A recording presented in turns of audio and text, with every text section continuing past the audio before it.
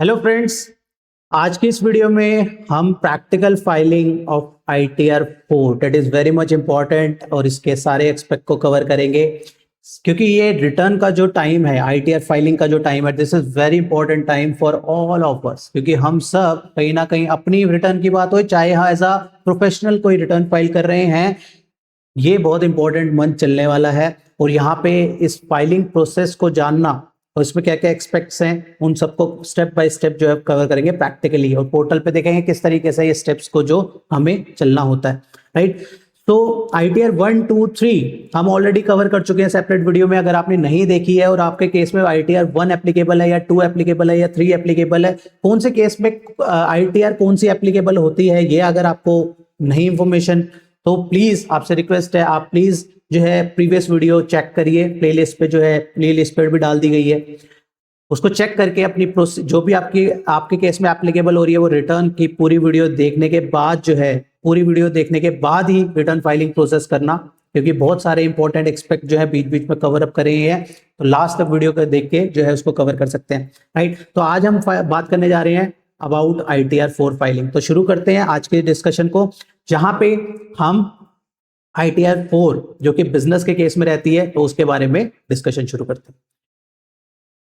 तो ITR 4 की अगर हम ड्यू डेट की बात करें, तो ड्यू डेट तो इस ITR 4 की रहेगी 31 अगस्त 2026। राइट, इसकी ड्यू डेट तो रहेगी 31 अगस्त। राइट, अब बात रही 31, अब ITR 1 और 2 की ड्यू डेट थी 31 जुलाई 2026 और 31 अगस्त 2026, that is for ITR 3 and 4। 3 को हम ऑलरेडी कवर कर चुके हैं सेपरेट वीडियो में, that is also for business, और ITR 4 is also for business. क्या फर्क है? अगर आपने ITR 3 नहीं देखी है तो it's being requested to please go to that video previously and come to this video after that.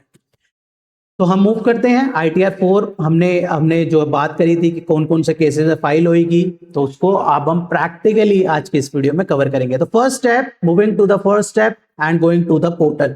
सबसे पहले हम क्या करेंगे, पोर्टल पे जाएंगे। हम पोर्टल पे जाने के लिए हमें क्या करना है, हमें गूगल पे चाहे हम सर्च करें इनकम, जस्ट इनकम ही डाल देंगे तो फर्स्ट टैब ही आ जाएगा।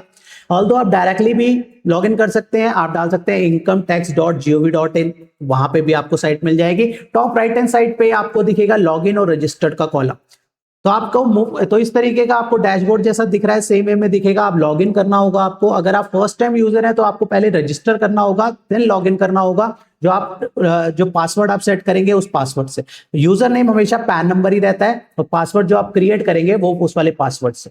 राइट, तो अगर लॉगिन पासवर्ड डालने के बाद आपको इस तरीके का आपके पास इंटरफेस आएगा, जहां पे आप ई फाइलिंग में जाएंगे। ई फाइलिंग में फिर ITR और then file income tax return. Right, उसके बाद आप असेसमेंट ईयर सेलेक्ट करेंगे। असेसमेंट ईयर जो कि अभी हमारा 26, 27 जो है असेसमेंट ईयर की फाइलिंग की बात करेंगे। हमारे पास दो मोड है, online mode and offline mode. अगर हम कोई सॉफ्टवेयर वगैरह यूज करें तो हम ऑफलाइन मोड के थ्रू यूज कर सकते हैं, लेकिन हम यहाँ पे इस वीडियो में बात करेंगे डायरेक्टली फाइलिंग की, तो हम ऑनलाइन मोड के थ्रू जो है इसको कवर करने की पूरी जो है कवर करेंगे। राइट, तो हम सबसे पहले हमें क्या करना है, ऑन असेसमेंट ईयर हमने सेलेक्ट कर लिया 26, 27, ऑनलाइन मोड सेलेक्ट कर लिया, हमारा कंटिन्यू वाला बटन जो है वो एक्टिव हो गया, इसको हम क्लिक करेंगे। क्लिक करने के बाद हमारे पास इस तरीके का डैशबोर्ड आएगा। अगर हमने पहले भी इस तरीके से लॉगिन किया होगा तो यहाँ पे हमारा एक ड्राफ्ट क्रिएट हो गया होगा, तो जहां तक हमने क्रिएट कर रखा होगा वहीं से प्रोसीड कर सकते हैं। बट ये हम स्टार्ट फ्रेश फाइलिंग कर रहे हैं, मैं आपको फ्रेश फाइलिंग दिखा रहा हूं, इसलिए यहाँ पे वो पिछला कोई ड्राफ्ट नहीं है, और हम जो है यहाँ पे स्टार्ट न्यू फाइलिंग पे जाके जो है फर्स्ट टाइम जो है फाइलिंग करेंगे। इस पे हम क्लिक करेंगे। यहाँ पे फर्दर वो पूछेगा कि कौन सी कैटेगरी है हमारी, इंडिविजुअल, HUF या अदर्स। तो हम इंडिविजुअल, एज द केस में भी हमारा इंडिविजुअल वाला केस ही रहेगा ज्यादातर, तो हम इंडिविजुअल के साथ यहाँ पे प्रोसीड करेंगे, क्योंकि ऑल्दो लॉगिन जब हम करेंगे तो वहां पे भी हमने रजिस्टर किया होगा, तो वहां पे भी एज अ इंडिविजुअल, यहाँ पे इंडिविजुअल डिफॉल्ट भी आ रहा होगा, यहाँ पे उसको प्रोसीड कर देंगे। प्रोसीड करने के बाद आप देखेंगे प्रोसीड किया। अब नेक्स्ट स्टेप पूछता है ये ITR फॉर्म कौन सा फाइल करना है, तो ड्रॉप डाउन पे क्लिक करेंगे, आपके पास इस तरीके के फॉर्म्स आएंगे 1, 2, 3 एंड 4। तो आज हम बात करने वाले हैं ITR 4 के बारे में। 1, 2, 3 हम ऑलरेडी एक सेपरेट वीडियो में कवर कर चुके हैं। राइट, ITR 4 पे क्लिक करेंगे, प्रोसीड पे क्लिक करेंगे, तो इस तरीके से वो इंफॉर्मेशन यहाँ पे डिस्प्ले कर देगा कि कौन कौन से केसेस में हमारे को ITR 4 जो है यूज करनी होती है। राइट, सेम वे में ITR 1, 2, 3 के केस में भी यहाँ पे डिस्प्ले कर रहा था जो हमने स्टडी किया था। तो सेम वे में हम इस पे भी देखते हैं ITR 4 किस लिए होगा, इंडिविजुअल HUF फॉर्म, जो कि LLP के लिए एक अलग फॉर्म है। ठीक है ना, LLP ITR 4 फाइल नहीं कर सकता, तो तो इसलिए यहाँ पे अदर देन एलएलपी लिखा है, ठीक है ना। जब हम एलएलपी के सेपरेट वीडियो में कवर करेंगे वहां पे उसकी डिस्कशन करेंगे। ये होगा इंडिविजुअल एचयूएफ के लिए और फॉर्म्स के लिए। फॉर्म्स जो आईटीआर फॉर्म फाइल कर सकती है, लेकिन जो लिमिटेड लाइबिलिटी पार्टनरशिप है वो आईटीआर 4 फाइल नहीं कर सकती। तो हमें देखना है और सेकंड कंडीशन रेजिडेंट होना चाहिए और टोटल इनकम जो है 50 लाख तक की हो, तभी जो है इस सेक्शन में आईटीआर 4 फाइल कर सकता है। जैसे आईटीआर 1 के लिए भी केस था ना, वहां पे भी हमने देखा था, जिसने आईटीआर 1 की वीडियो देखी उसने भी देखा होगा, वहां पे भी लिमिट थी, इनकम की लिमिट थी 50 लाख की। सेम वे में यहाँ पे भी 50 लाख की लिमिट है। यहाँ पे जो है और सेकंड केस क्या है कि इनकम जो है बिजनेस और प्रोफेशन की होनी चाहिए, जो कि 44 एडी एडीए या एई के अंदर जो है हम फाइल कर रहे हो। फिर क्या केस है, and long term capital gain under section 115 up to 1.25 lakh. ये सिमिलर कंडीशन जो कहां पे थी, वो आईटीआर 1 के अंदर भी थी। आईटीआर 1 और 4 जो है सिमिलर तरीके के फॉर्म्स हैं, एक सुगम एक सहज फॉर्म, उस तरीके से बहुत सिंप्लीफाइड फॉर्म बनाए हुए हैं फॉर द स्मॉल एसएससी जिसकी 50 लाख से नीचे की इनकम है उस केस में, ठीक है ना। तो not for an individual who is either a director in a company invested in unlisted equity shares, और जो है जिसके पास ईसॉप्स हो, एग्रीकल्चर इनकम जो है 5000 से ऊपर हो, और जो जिसके पास एसेट्स हो आउटसाइड इंडिया की, तो वो सब जो ये सारे लोग जो है आईटीआर 4 फाइल नहीं कर सकते। तो कौन कौन कर सकता है, इंडिविजुअल एचयूएफ फर्म ही कर सकता है जिसकी 50 से नीचे की इनकम हो, और जो है बिजनेस और प्रोफेशन से इनकम हो, और वो अपना जो इनकम जो है डिक्लेयर कर रहा है अंडर सेक्शन 44 एडी एडीए या 444 ए, राइट। और साथ में टोटल कैपिटल गेन अगर उसके 1,25,000 तक का लॉन्ग टर्म कैपिटल गेन है तो, राइट, क्लियर है। तो हमारा केस हमें देखना है कि इसी केस में फॉल कर रहा है, तो हम जो है जाके यहाँ पे फिर फर्दर क्लिक करेंगे, यहाँ पे प्रोसीड करेंगे। ये पॉपअप देगा, ये पॉपअप जो है ये बताता है कि अब जो न्यू टैक्स रिजीम है वो डिफॉल्ट टैक्स रिजीम है, और जो है हमें लाइबिलिटी कंप्यूट करनी है। दोनों के अंदर कंप्यूट करके देख लीजिए, ये पॉपअप क्या दे रहा है कि आप अपनी लाइबिलिटी कंप्यूट कर लो कि आपको टैक्स लाइबिलिटी किस में कम आ रही है, न्यू में कम आ रही है या ओल्ड में कम आ रही है। बहुत इजीली इनकम टैक्स के अंदर ही कैलकुलेटर अवेलेबल है, आपको इनकम डालनी है, वो दोनों रिजीम में आपको जो है टैक्स लाइबिलिटी कंप्यूट करके दे देगा कि आपको ओल्ड टैक्स रिजीम में फायदा हो रहा है या न्यू में फायदा हो रहा है। साथ ही ये बताता है कि डिडक्शंस जो है, बहुत सारी डिडक्शंस ऐसी हैं जो कि न्यू में नहीं मिलती, जैसे एचआरए, एलटीए, एटीसी, एटीडी, ये सारी डिडक्शन जो है न्यू में एप्लीकेबल नहीं होती। जस्ट ये आपको पॉपअप दे रहा है, इसको ओके में क्लिक करेंगे, लेट्स गेट स्टार्टेड। इसके बाद ये आपका आईटीआर फॉर्म का जो है पेज खुल जाएगा और यहाँ पे आएगा स्टार्ट करने के लिए, हम इस पे क्लिक करेंगे, हमारा फॉर्म खुल जाएगा। कंडीशंस पूछेगा सबसे पहले, आप क्यों फाइल जो है आईटीआर क्यों फाइल कर रहे हैं, क्या आपकी इनकम जो है बेसिक एग्जम्पशन लिमिट से ऊपर है, अगर वो वाला केस है तो फर्स्ट वाला सिलेक्ट करेंगे। कुछ केस ऐसा भी होता है जहां पे इवन हमारे को बेसिक एग्जम्पशन से इनकम कम है लेकिन फिर भी आईटीआर फाइलिंग मैंडेटरी है। जैसे कि अगर हमने करंट अकाउंट में 1 CR से ऊपर का डिपॉजिट किया है तो उस केस में भी आईटीआर फाइलिंग मैंडेटरी होगी as per 7th provision of section 139(1). Similar way में अगर हमने फॉरेन ट्रेवल किया है और फॉरेन ट्रेवल में 2 लाख से ऊपर का खर्चा है, उस केस में भी आईटीआर फाइलिंग मैंडेटरी होगी। तो अगर ऐसे केस है तो हमारे को वो वाले केसेस जो है यहाँ पे सिलेक्ट करने होंगे। तीसरा केस आता है अगर हमारी इलेक्ट्रिसिटी कंजम्पशन जो है 1 लाख से ऊपर से है during the whole financial year, तो भी हम यहाँ पे ये वाला टैब सेलेक्ट करेंगे। इसके अलावा इन 3 के अलावा बहुत सारी कंडीशन और हैं जो कि क्लॉज 4 के अंदर मेंशन है, जैसे कि जस्ट लाइक अगर हमने सेविंग में 50 लाख से ऊपर अमाउंट डिपॉजिट कर दिया तो उस केस में भी हमारे लिए आईटीआर फाइलिंग मैंडेटरी होती है, हम ऐसे इसको सिलेक्ट करेंगे। अगर हमारा ये केस नहीं भी फॉल कर रहे, मान लेते हैं सारे केस फॉल नहीं कर रहे, तो भी हम आईटीआर फाइलिंग करेंगे। हम यहाँ पे अदर जो है सिलेक्ट करके भी आईटीआर फाइल कर सकते हैं। जो भी हमारा केस होगा हम सिलेक्ट करेंगे, उसके बाद कंटिन्यू वाले बटन पे क्लिक करेंगे। अब हमारे को यहाँ पे फर्दर वो एक और पॉपअप देता है कि इनका ITR is prefilled based on the information available for pre filing of prefill on e-filing. There may be a situation where some information may be incomplete. The facility to pre-fill is only provided assistant to taxpayer for filing their ITR. Please verify the pre-filled data with your record and AIS TIS before finalizing submitting the ITR. ये कह रहा है कि आपका जो data यहाँ पे auto populate हो रहा है वो माइट भी गलत भी हो सकता है, तो इसलिए वो कह रहा है कि आप एक बार ये प्रीफिल के थ्रू यहाँ पे अवेलेबल हो रहा है, आप इसको पूरा रिकंसाइल कीजिए। आप इसको AIS TIS से रिकंसाइल कीजिए, अपने बुक से रिकंसाइल कीजिए, पूरा का पूरा रिकंसाइल करने के बाद जो है आप इसको जो है इस पॉपअप को ओके करेंगे। इसके बाद ही कुछ जनरल इंफॉर्मेशन आ जाती है। जनरल इंफॉर्मेशन के साथ इसको, ये जनरल इंफॉर्मेशन है, इसको मैंडेट कर देंगे। ये इसको एक बार जस्ट चेक करना है। इसमें हमारी पर्सनल इंफॉर्मेशन है, contact detail, bank account details वगैरह आ जाती है। इसके अलावा क्या है, इसको इसको एक बार बस हमें खोल के गो थ्रू करना है। उसके बाद जो है ग्रॉस टोटल, ये वही सारी डिटेल आ गई, लास्ट नेम फर्स्ट नेम वो सब कॉन्टैक्ट डिटेल्स वगैरह। इसको चेक करने के बाद हमारे लिए पूछेगा वो कौन से सेक्शन के अंदर, अगर हम बिफोर ड्यू डेट कर रहे हैं तो 139(1) पे आ जाएगा।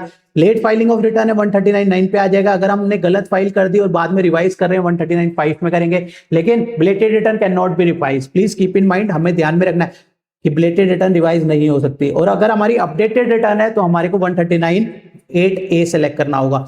सेम वे में अदर कंडीशन से पूछेगा कि हम जो है फॉर्म 10 IEA जो है हमने लास्ट ईयर क्या किया था, ओल्ड टैक्स रिजीम ली थी वो सब, क्योंकि यहाँ पे ITR 3 और 4 के केस में हमारे को अगर स्विच करना है तो हमारे को फॉर्म 10 IEA फाइल करना पड़ता है। तो इसलिए यहाँ पे उसकी रिगार्डिंग जो है यहाँ पे इंफॉर्मेशन वो मांगता है। तो हमारा कौन सा केस है, हम न्यू के साथ ही जा रहे हैं या क्या कर रहे हैं, तो हमको उसके अकॉर्डिंगली यहाँ पे सिलेक्ट करना होगा। नेक्स्ट बात आ जाती है, हमारे को ये भी देखना है कि हमारा टैक्स कितना न्यू में कम बन रहा है या ओल्ड में कम बन रहा है। उसके लिए यहाँ पे इनकम टैक्स कैलकुलेटर का लिंक जो है दे दिया गया है। तो यहाँ पे आप इस पे क्लिक करके जो है अपनी इनकम वगैरह डालिए। आपको न्यू रिजीम और ओल्ड रिजीम के अंदर, दोनों के अंदर वो बता देगा इस पे इतना टैक्स बन रहा है, इसके इतना टैक्स बन रहा है। नेक्स्ट स्टेप इज कि रिप्रेजेंटेटिव एसएससी के थ्रू अगर फाइल कर रहे हैं तो यस करके उसकी डिटेल डालेंगे, अदरवाइज ये यहाँ पे नो के साथ ही जाएंगे।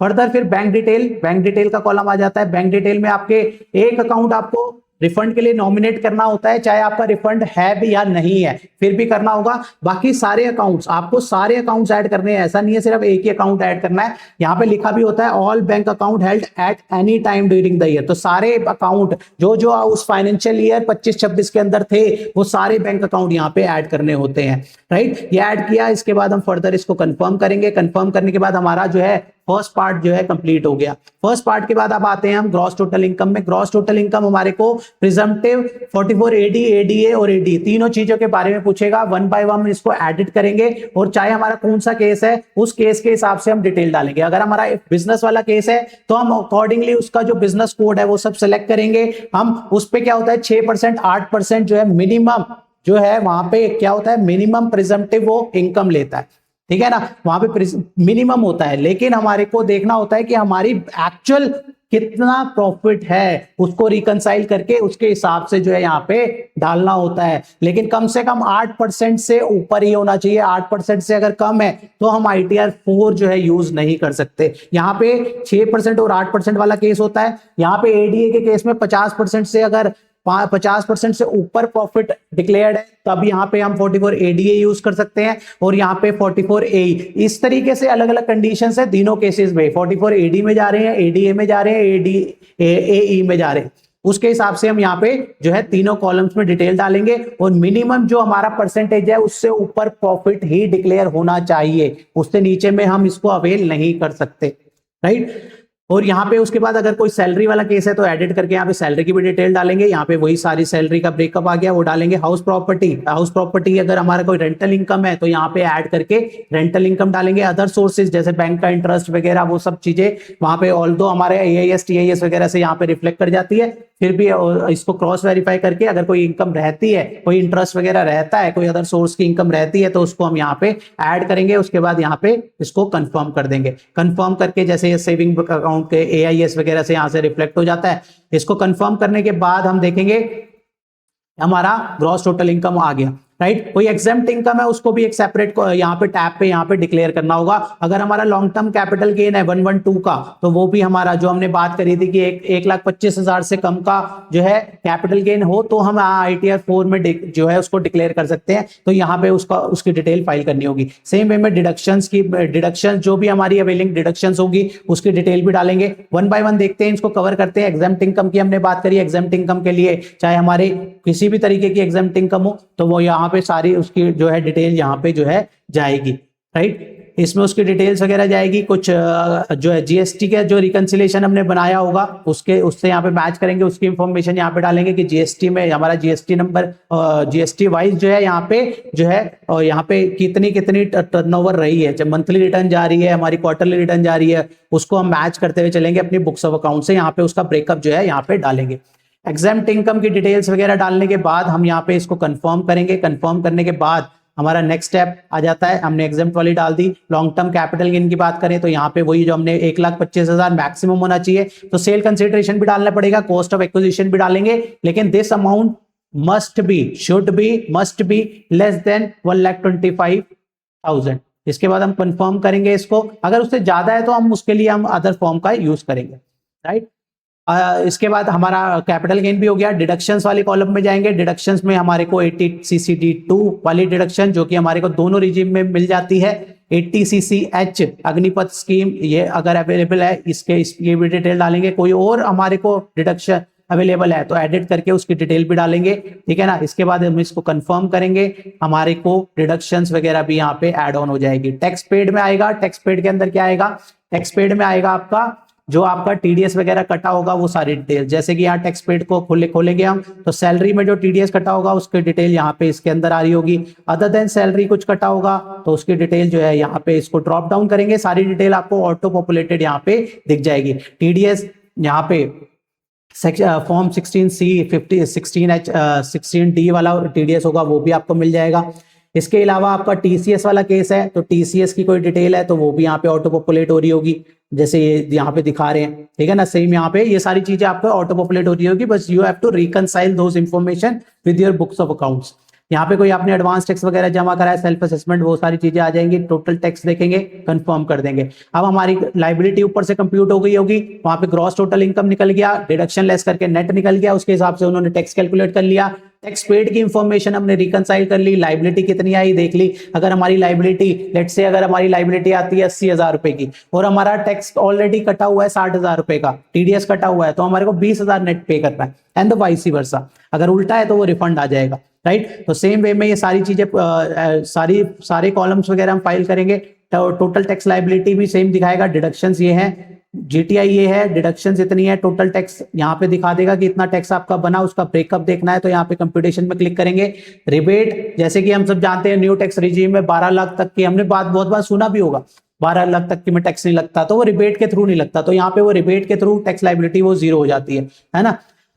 तो यहाँ पे उसके बाद जो बैलेंस बच जाएगा उसके ऊपर 4% एजुकेशन सेस लगेगा, तो सेस लगने के बाद ये सारी चीजें, उसके बाद अगर हमने एडवांस टैक्स टाइम से नहीं भरा तो उसका इंटरेस्ट लगता है सेक्शन 234A-B-C का। उसके बाद अगर हमने टाइम से रिटर्न फाइल नहीं करी तो उसकी लेट फी लगती है 1,000 रुपए, 5,000 रुपए एज द केस में भी। वो सब कैलकुलेट होने के बाद, ये सब लाइबिलिटी निकलने के बाद आपका रिफंड या फिर पेबल बनेगा। अगर पेबल है तो हमें पे करना है, पे करने के बाद उसकी डिटेल जो है ऐड करनी है अदरवाइज, और अगर रिफंड बन रहा है तो उस केस में अपने को कुछ नहीं करना, बस रिटर्न फाइलिंग कर देंगे, प्रोसीड कर देंगे, ई वेरीफाई होएगा, उसके बाद जो है हमारा जो है प्रोसेस होने के बाद वो रिफंड जो है आ जाएगा। ऑल्दो डिटेल सारी सही होनी चाहिए।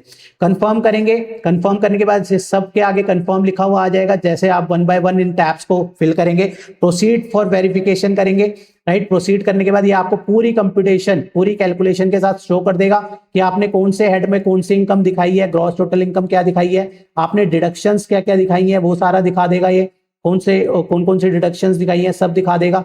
लाइबिलिटी आपकी एट लास्ट क्या बनी, आपका रिफंड क्या बन रहा है, ये सारी चीजें यहाँ पे ये दिखा देगा कि रिफंड बन रहा है या पेबल है, क्या चीज है वो सब दिखा देगा। लास्ट में आपको यहाँ पे क्लिक करेंगे और सबमिट हो जाएगा। सबमिट करने के बाद ये आपको जो है इसको एक्नॉलेज करना पड़ेगा। एक्नॉलेज करने के बाद आप इसको सेल्फ और या फिर ऑथोराइज रिप्रेजेंटेटिव अगर जो है आप सेलेक्ट करके यहाँ पे इसको फाइल कर सकते हैं, ठीक है। टीआरपी के थ्रू भी आप डाल सकते हैं। यहाँ पे आप जब ये सारी इंफॉर्मेशन डाल देंगे तो यहाँ पे सारी इंफॉर्मेशन डालने के बाद ये टैब एक्टिव हो जाएगा और ये टैब एक्टिव होके आपकी रिटर्न जो है सबमिट हो जाएगी। आप सबमिट करने के बाद आपको ध्यान में रखना है ई वेरिफिकेशन। ई वेरिफिकेशन या तो आप इंस्टेंटली उसी टाइम कर लीजिए, ऑल्दो 30 डेज तक भी कर सकते हैं। ई वेरीफाई लेटर अगर आप सेलेक्ट करेंगे ई वेरीफाई लेटर तो आप 30 दिन का आपको टाइम मिलता है इसके अंदर। 30 दिन तक आप डेट ऑफ फाइलिंग से 30 दिन के अंदर, पहले ये 120 डेज था, अब जो है ये 30 दिन तक कर दिया गया है। अगर आपने 30 दिन के अंदर नहीं करी तो आपकी रिटर्न जो है डिफेक्टिव रिटर्न हो सकती है अंडर सेक्शन 139(9). तो इट इज ऑलवेज एडवाइजेबल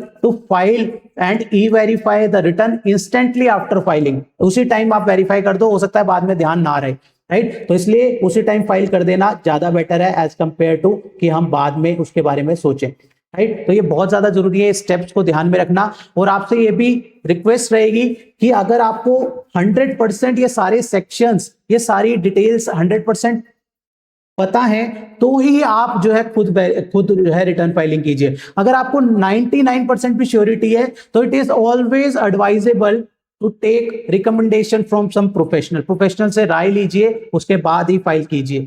क्योंकि अगर ये गलत फाइलिंग हो गई तो उसके कॉन्सिक्वेंसेस बहुत हार्श हैं, बाद में आपको प्रॉब्लम हो सकती है। तो इसलिए अगर आपको 1% भी डाउट है तो आप प्रोफेशनल की एडवाइस लीजिए, राइट। ये बहुत ज्यादा जरूरी है क्योंकि बहुत बार देखा गया है कई लोग फाइल खुद करते हैं, उसके बाद क्योंकि उनको सेक्शंस के पॉइंट ऑफ व्यू से नहीं पता, तो वहां पे बाद में उनको कॉन्सिक्वेंसेस फेस आउट करने पड़ते हैं। क्योंकि बहुत सारे चेंजेस जो है हर साल चेंजेस आते रहते हैं, तो वो चेंजेस के साथ जो है अपडेट होना बहुत ज्यादा जरूरी है। और एक और चीज जो कि बहुत ज्यादा जरूरी है आज की डेट में, अगर हम बात करें कि जहां पे बहुत सारी जो नई नई चीजें आ रही हैं, चाहे अगर हम बात करें एआई रिलेटेड हो गया, चाहे हम डीपीडीपी के रिगार्डिंग बात करें, डीपीडीपी में data protection, data privacy, security बहुत ज्यादा इंपॉर्टेंट, बहुत सारे एक्सपेक्ट बहुत इंपॉर्टेंट आ चुके हैं जिसमें 250 करोड़ तक की पेनल्टी है।